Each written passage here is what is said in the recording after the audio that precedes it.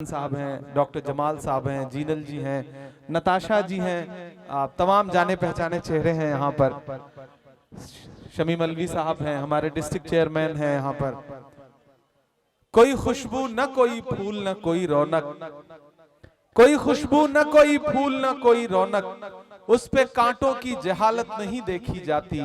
हमने खोली थी इसी बाग में अपनी आंखें, हमसे इस बाग की हालत नहीं देखी जाती। जे कॉलोनी वालों, आने वाली जो 5 तारीख है वो न सिर्फ प्रत्याशियों के इम्तिहान का दिन है बल्कि आपकी समझदारी की भी इम्तिहान का दिन है। आने वाली 5 तारीख को आपको घरों से बाहर निकलना है और न सिर्फ वजीरपुर के मुस्तकबिल का फैसला करना है बल्कि दिल्ली के मुस्तकबिल का भी फैसला करना है। मैं अभी जब स्टेज पे आया और यहाँ मंच पे बैठा तो रागिनी जी आप जब भाषण दे रही थी तो सामने एक बोर्ड लगा है अरविंद प्रॉपर्टीज। तो मुझे लगा जैसे मैं दिल्ली के पूर्व मुख्यमंत्री अरविंद केजरीवाल की किसी प्रॉपर्टी के सामने खड़ा होकर के भाषण दे रहा हूं। बिल्कुल जैसे ये प्रॉपर्टी बेचते हैं उसी तरह से उन्होंने भी दिल्ली को बेचने का ही काम किया है और कोई अच्छा काम नहीं किया।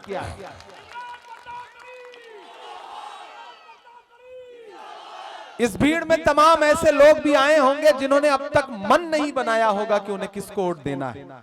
मेरी आवाज उन माओ बहनों तक भी पहुंच रही होगी जो अपने घरों में हैं, मुझे सुन रही हैं और उन्होंने अब तक जहन नहीं बनाया होगा कि उन्हें किसको वोट देना है।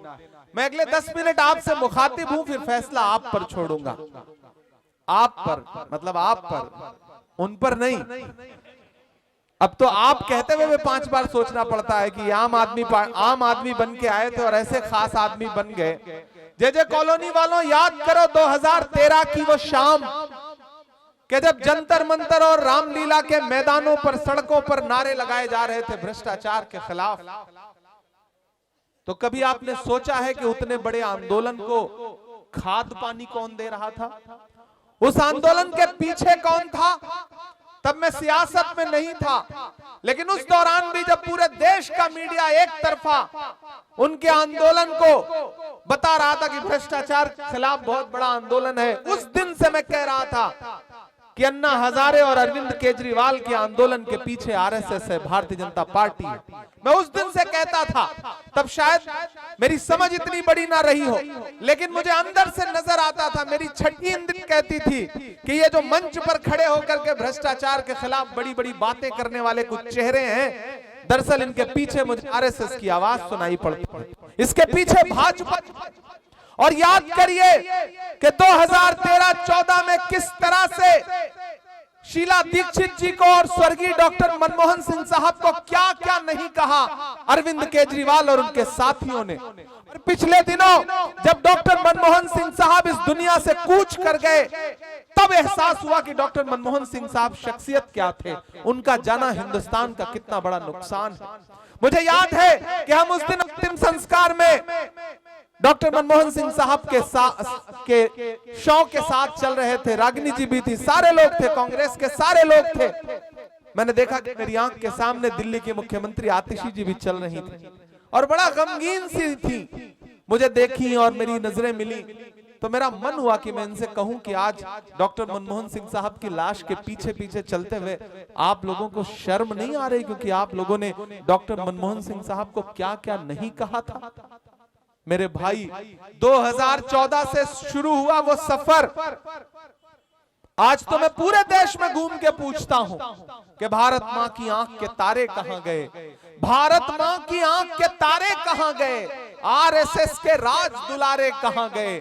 अच्छे दिनों की तरह उन्हें भी खोज रहा, कोई बताए अन्ना हजारे कहां गए? पिछले 7-8 साल से गायब है, कोई अता पता नहीं है। भ्रष्टाचार की बड़ी बड़ी बातें करके डॉक्टर मनमोहन सिंह साहब और शीला दीक्षित जी को बुरा कहने वाली सरकार 10 साल शासन में रही तो ऊपर वाले के लाठी में आवाज नहीं होती है। जो शीला दीक्षित जी को, सोनिया जी को, मनमोहन सिंह साहब को भला बुरा कहते थे, वो सारे लोग भ्रष्टाचार के आरोप में जेल काट के आए। उप मुख्यमंत्री, मुख्यमंत्री, मंत्री, ये ऊपर वाले का इंसाफ था जो अरविंद केजरीवाल जी के साथ हुआ, मनीष सिसोदिया जी के साथ हुआ। उसकी लाठी में बिल्कुल आवाज नहीं होती, वो बहुत खामोशी से इंसाफ करता है। जे कॉलोनी वालों, मैं रागिनी नायक जी के लिए आज यहां सिर्फ इसलिए वोट मांगने नहीं आया हूं कि ये कांग्रेस पार्टी की प्रत्याशी है। यहां मेरी नई नस्लें खड़ी हैं। मैंने कहा ना, अभी बहुत सारे साथी ऐसे होंगे जिन्होंने मन नहीं बनाया होगा। मैं उनसे मुखातिब होकर कह रहा हूं, मैं इस बहन के लिए सिर्फ इसलिए नहीं आया हूं कि ये कांग्रेस पार्टी की प्रत्याशी है। मैं पिछले 7-8 साल से जब इन टीवी चैनलों पे कोई भी डिबेट देखता हूं, और मुझे लगता है कि देश में कुछ चेहरे ऐसे हैं जो इस देश की गंगा जमुनी तहजीब के लिए अलग ऐलान बिना डरे हुए लड़ रहे हैं, उस फहरिस्त में सबसे पहला नाम अगर मैं कोई रखूंगा तो वो बहन रागिनी नायक का है। मैं इसलिए रागिनी जी के लिए आपसे अपील करने आया हूं। मेरे भाई, सिर्फ इतने से काम नहीं चलता है कि बुरे को बुरा कह दो। हम जानते हैं कि आप बुरे को बुरा कहते हैं, लेकिन सिर्फ बुरे को बुरा कह देने से काम नहीं चलेगा। जो अच्छा है उसके साथ खड़ा भी होना पड़ेगा। हम बहुत सारी लड़ाइयां इसलिए भी हार जाते हैं कि हमारे हाथ में अब मोबाइल आ गया है, फेसबुक है, ट्विटर है, व्हाट्सएप है, यूट्यूब है। हम एक कमेंट कर देते हैं, पोस्ट कर देते हैं कि नरेंद्र मोदी ने ये बहुत गलत किया, अरविंद केजरीवाल ने ये बहुत गलत बोला। याद है कोरोना के दौरान किस तरह से दिल्ली की सरकार, अरविंद केजरीवाल की सरकार मरकज के लिए क्या क्या बोलती थी, क्या क्या स्टेटमेंट देती थी। याद है आप सारे लोगों को? भूलिएगा मत, भूलने वाली बात नहीं है। ये जो बहुरूपीय लोग हैं, ये अगर भेष बदल के आपके सामने आए हैं तो आपको भी याद दिलाना है कि नहीं, हमारी याददाश्त इतनी कमजोर नहीं है। शीला दीक्षित जी जैसी महिला, भद्र महिला, और 15 साल अगर पूरी दिल्ली का आप सही से सर्वे करेंगे ईमानदारी से, यहाँ तमाम बुजुर्ग ऐसे बैठे हैं जो जानते हैं कि जितने फ्लाईओवर शीला जी ने बनाए, जितने मेट्रो स्टेशन शीला जी ने बनाए, उसमें एक का भी इजाफा नहीं कर पाई है आम आदमी पार्टी की सरकार। जो शीला जी ने बनाया था उस पे कभी नाम पलट करके, कभी दूसरा नाम चिपका करके, कभी रंग रोगन लगा करके, कभी पुराने स्कूलों का नाम बदल करके रंग रोगन लगा करके इन्होंने बताया कि हमने बहुत विकास किया। नरेंद्र मोदी जी ने चाय बेची, फिर इन्होंने उनसे होड़ करने के चक्कर में फिर शराब बेचनी शुरू की। एक ने चाय बेची, एक ने शराब बेची। दरअसल इन्होंने आपके सपने बेचने का काम किया है, आपसे झूठ बोला है, और ऐसा प्रत्याशी आपको दिया, ऐसा विधायक आपको दिया जो 10 साल से आपके विधायक हैं, मैंने सुना है। लेकिन मैं आ रहा था तो सड़कें ऐसी हैं कि इस पे चलिए तो पता ही नहीं चलता कि आप सफर कर रहे हैं कि आखिरी सफर कर रहे हैं। गड्ढों में सड़कें हैं, सड़कों में गड्ढा है, पता ही नहीं चलता। मेरे भाई, ऐसे में आपको एक फैसला तो करना पड़ेगा, एक स्टैंड तो लेना पड़ेगा। भाजपा हो, आम आदमी पार्टी हो, एक बड़ा भाई है, एक छोटा भाई है, और उन दोनों की लड़ाई जो है वो रागिनी नायक जी से है। रागिनी नायक जी कांग्रेस पार्टी की एक तेज तर्रार न सिर्फ प्रवक्ता हैं, बल्कि पार्टी की लीडरशिप इन पे भरोसा भी जताती है। राहुल गांधी जी हो, सोनिया गांधी जी हो, प्रियंका गांधी जी हो, मैंने अपनी आंख से देखा है। मुझको पार्टी ने कहा प्रॉपर, मैं महाराष्ट्र था, कल मेरा कार्यक्रम था, मुझे पार्टी की तरफ से कहा गया कि इमरान बहुत शानदार चुनाव लड़ रही हैं रागिनी नायक जी, उनके लिए जाइए, अपने लोगों के बीच में जाइए, उन्हें समझाइए, उनको बताइए कि आदमी एक बार धोखा खाता है, 2 बार धोखा खाता है, तीसरी बार उसको संभलना चाहिए। 2 बार धोखा आप खा चुके हैं, अब तीसरी बार संभलने का वक्त है। किसी फिल्म का एक डायलॉग था कि आग को पानी का डर बना रहना चाहिए। आपने झोली भर भर के आम आदमी पार्टी को वोट दिया तो आपकी अहमियत, आपके वोटों की अहमियत, आपकी खुददारी की अहमियत, आपके सम्मान की अहमियत सब रसातल में चली गई।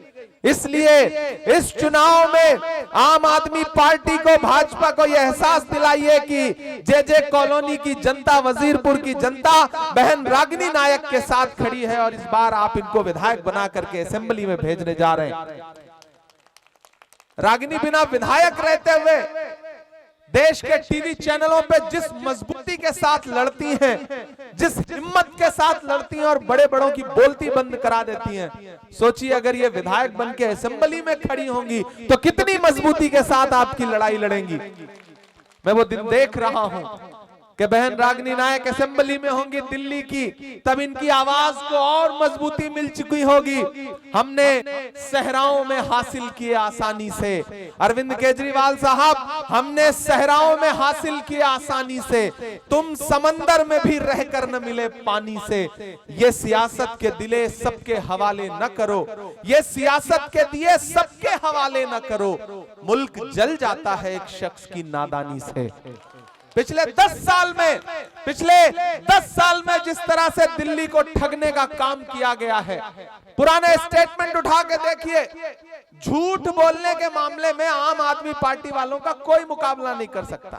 पहले मैं सोचता था मोदी जी आगे हैं, फिर मैंने बाद में अरविंद केजरीवाल जी के भाषण थोड़ा गंभीरता से सुने, तब मुझे लगा भाई ये तो उनसे भी आगे का आदमी है।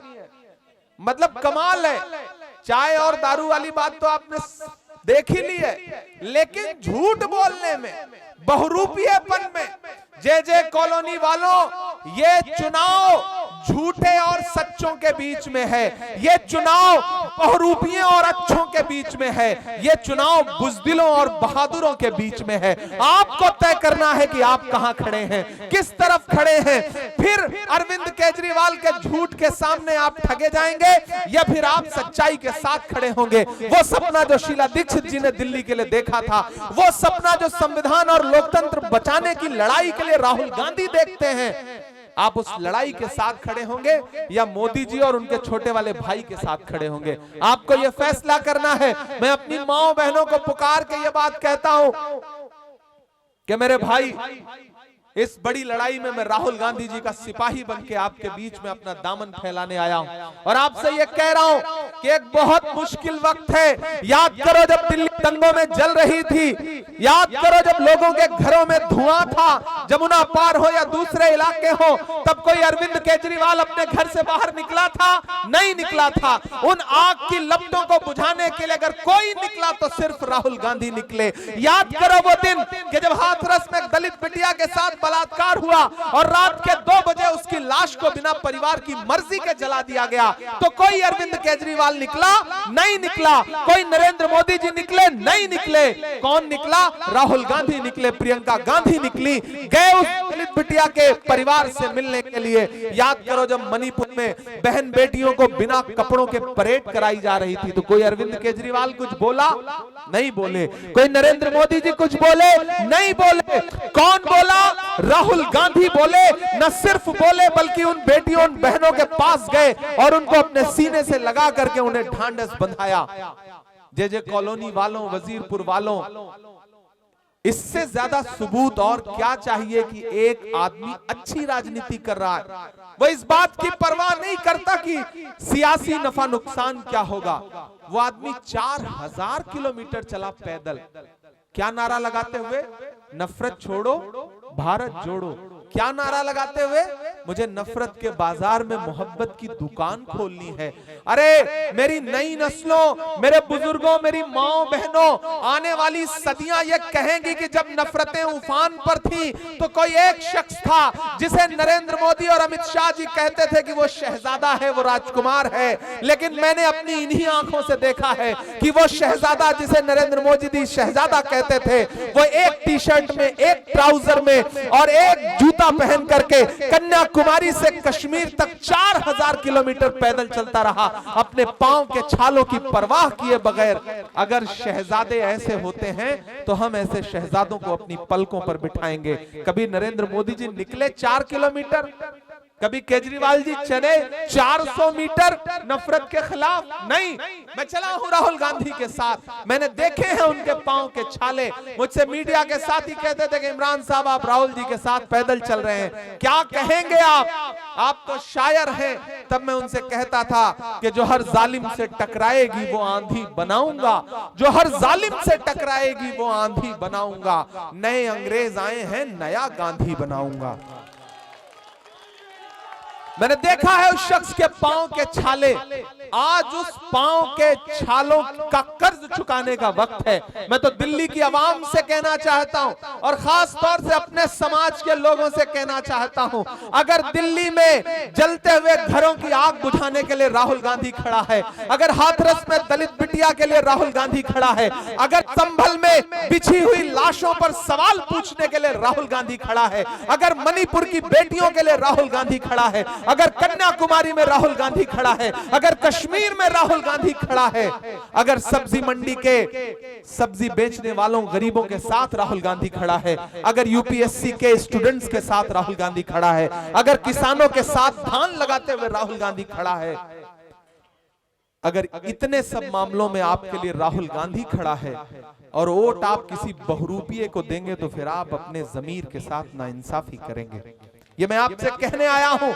आज रात में तन्हाई में जब सोने जाइएगा तो एक बार अपने दिल से सवाल करिएगा कि आया था 35-36 साल का एक नौजवान और आपके सामने अपना दामन फैला के ये कह रहा था कि इस देश को एक सच्ची और अच्छी राजनीति की जरूरत है। आपको अरविंद केजरीवाल ने ठगा, आपको नरेंद्र मोदी जी ने ठगा। अगर आप चाहते हैं कि इस देश में डॉक्टर बाबा साहब अंबेडकर का संविधान बचे, इस देश में लोकतंत्र बचे, महात्मा गांधी के सिद्धांत बचे, पंडित जवाहरलाल नेहरू के उसूल बचे, मौलाना आजाद के सपने बचे, तो फिर आपको राहुल गांधी के साथ, कांग्रेस के साथ खड़ा होना पड़ेगा। मैं अपनी बहन के लिए आपके बीच में आया हूं। यही तस्वीरें तो भाजपा वाले और आम आदमी पार्टी वाले नहीं देखना चाहते कि बहन रागिनी नायक के लिए अपना दामन फैला करके कोई इमरान खड़ा होकर के वोट मांग रहा है। यही वो तस्वीरें हैं, यही वो राजनीति है जो कांग्रेस पार्टी करती है। मैं आपसे अपील कर रहा हूं, आने वाली 5 तारीख को घरों से बाहर निकलिए। देखिए 10 साल में दिया, राजेश जी ने भी आपको कुछ दिया नहीं है, वो इतना गुप्त रहे कि नजर ही नहीं आए आपके बीच में। इसलिए मैं आपसे अपील कर रहा हूं कि 5 तारीख को घरों से बाहर निकलिए। और जिन्हें यह लगता है कि वह साजिश करके, पैसा बांट के, बरगला करके बहन रागिनी नायक का कुछ नुकसान कर लेंगे, मैं उनसे कहना चाहता हूं कि कैंची से चिरागों की लवें काटने वालों, कैंची से चिरागों की लवें काटने वालों, कुदरत के करिश्मों से लड़ोगे तो मिटोगे। तुम फूल को चुटकी में मसल सकते हो लेकिन खुशबू को बिखरने से नहीं रोक सकोगे। कांग्रेस की जो मोहब्बत की खुशबू है, इस खुशबू के साथ खड़े होइए, इस खुशबू के साथ चलिए। और ये जेल काट करके लौटे हुए अरविंद केजरीवाल जी, जेल काट के लौटे हुए मनीष सिसोदिया जी, जेल काट के लौटे हुए सत्येंद्र जैन साहब, और भी कई मंत्री हैं, मैं तो नाम ही भूल गया हूं, इतना उनका जेल का अप एंड डाउन चलता रहता है कि अब नाम याद रख पाना मुश्किल होता है। हम यहाँ अभी नाम ले रहे हैं, पता नहीं कौन सा आम आदमी पार्टी का मंत्री जो है वो जेल जा रहा हो या जेल जाने की तैयारी में हो, क्योंकि आपने शराब बेच बेच करके चाय वाले को इतना चिढ़ाया, इतना कंपटीशन किया कि फिर उसने आपके साथ वही व्यवहार शुरू किया जिसके आप हकदार थे। मेरे भाई, मैं आखिर में आपसे ये कहूंगा कि बहन रागिनी नायक जी और अशोक बसोया साहब, अशोक भाई कहाँ हैं? अशोक भाई आप इधर आइए। अब इनको बहन बना लिया है तो आपसे तो अलग ही रिश्ता हो गया ना। तो मैं अशोक भाई और रागिनी जी दोनों लोगों को, जब मैं राजनीति में नहीं था मैं तब से जानता हूं, तब से रागिनी जी को सुनता हूं, अशोक भाई को, इनके संघर्ष को, इनके काम को देखता रहता हूं। जब तक शेर अपनी कहानियां खुद लिखना नहीं सीखेंगे तब तक अपनी कहानियों में शिकारी खुद को महान बताते रहेंगे। जे कॉलोनी वालों, बड़ी संजीदा सी बात आपसे कह रहा हूं, और एक बात याद रखना, हम सब गुनहगार हैं, हम सब गुनहगार हैं इन बहुरूपियों को सत्ता तक पहुंचाने में। मैंने कहा ना, मैं तब राजनीति में नहीं था। इस देश के तमाम पत्रकार, तमाम बुद्धिजीवी, तमाम साहित्यकार उस समय सब लोकपाल लोकपाल लोकपाल चिल्ला रहे थे। अंजाम ये हुआ कि छोटा सा स्टेट तो इनके हाथ में गया और पूरा देश बड़े वाले नफरती कारोबारी के हाथ में चला गया। इन दोनों से निजात पाना है तो जब तक दिल्ली में आप कांग्रेस पार्टी को मजबूत नहीं करेंगे तब तक देश में कांग्रेस पार्टी मजबूत नहीं होगी। इसलिए मैं आपसे अपील कर रहा हूं, मैं जानता हूं आप सारे लोग ये तो चाहते हैं कि यार राहुल गांधी को प्रधानमंत्री बनना चाहिए, अंदर से दिल में आपकी आवाज रहती है कि नहीं रहती है? रहती है कि नहीं रहती है? तो ये बताओ, अगर दिल से चाहते हो कि राहुल गांधी प्रधानमंत्री बने, फिर जाकर के अगर झाड़ू पे बटन दबाओगे तो कैसे बनेगा? कैसे बनेगा? क्योंकि राहुल गांधी को मजबूती देना है तो कांग्रेस को दिल्ली में मजबूती देनी पड़ेगी। और आपसे इतना कह रहा हूं कि कभी इनके झांसे में मत आइए। ये मैंने कहा ना, अरविंद प्रॉपर्टी लिखी हुई है। मैंने कभी एक शेर कहा था, ये आपके बीच में आते हैं तो आप जैसी बातें करते हैं। ये वही हैं जो कभी मरकज को बदनाम कर रहे थे, कभी शाहीन बाग के बारे में क्या क्या बोल रहे थे। आप आम आदमी पार्टी के पूर्व मुख्यमंत्री के बयान उठा करके देख लीजिए, मौजूदा मुख्यमंत्री के ट्वीट उठा करके देख लीजिए, और अब आपके बीच में आए तो आप उनसे कहना कि किसी भी मौलवी से या के साधु से न छूटेगा।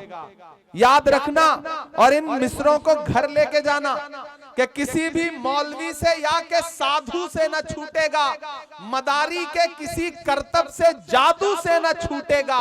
सफाई कर रहे हो तो जरा दामन की भी कर लो, हमारे खून का धब्बा है झाड़ू से न छूटेगा। झाड़ू के तिनके बिखर रहे हैं, आप हाथ के पंजे पर बटन दबाइए और कस करके पंजे से झाड़ू पकड़ के कह दो भैया साइड में चलो, अब तुम दिल्ली का कचरा नहीं साफ करते, जो तुमने दिल्ली में कचरा फैलाया है उसको कांग्रेस पार्टी साफ करने का काम करेगी। ये मैं आपसे गुजारिश कर रहा हूं, ये मैं आपसे अपील कर रहा हूं। साथियों, आने वाली 8 तारीख को परिणाम आएगा, 8 तारीख को रिजल्ट आएगा। मैं जहां भी रहूंगा मेरी नजरें वजीरपुर विधानसभा में रहेंगी। आप 5 तारीख को घर से निकलेंगे और हाथ के पंजे का बटन दबाएंगे तो आप सिर्फ ये मत सोचना कि आपका वोट सिर्फ रागिनी नायक को जाएगा, नहीं, आपका वोट मोहब्बत के उस मसीहा को जाएगा जिसका नाम राहुल गांधी है। आपका वोट इस देश में महिलाओं की सबसे सशक्त आवाज बहन प्रियंका गांधी को जाएगा। आपका वोट डॉक्टर बाबा साहब अंबेडकर के सच्चे अनुयायी मल्लिकार्जुन खड़गे जी को जाएगा। आपका रागिनी नायक को दिया गया एक एक वोट इमरान प्रतापगढ़ी पे आपका एहसान होगा। ये आपसे अपील करने के लिए, आपसे गुजारिश करने के लिए आया हूं और आपसे वादा करता हूं कि 5 को, हाँ शायर भी सुना देंगे, अभी तो भाषण दे रहे हैं, शायरी भी सुना देंगे, मना थोड़ी करेंगे। हमें पता है आपने पिछले 4 घंटे से बहुत भाषण सुना। देखिए हमारे पास कितने जुझारू लोग हैं। नहीं नहीं नहीं, मैं गिर नहीं रहा हूं, कोई नहीं। तो 5 घर से बाहर निकलिए, अपना एक एक वोट दे करके आइए, बहन रागिनी नायक को जिताइए। मुझे हुक्म हुआ है कि मैं कुछ शायरी सुना दूं।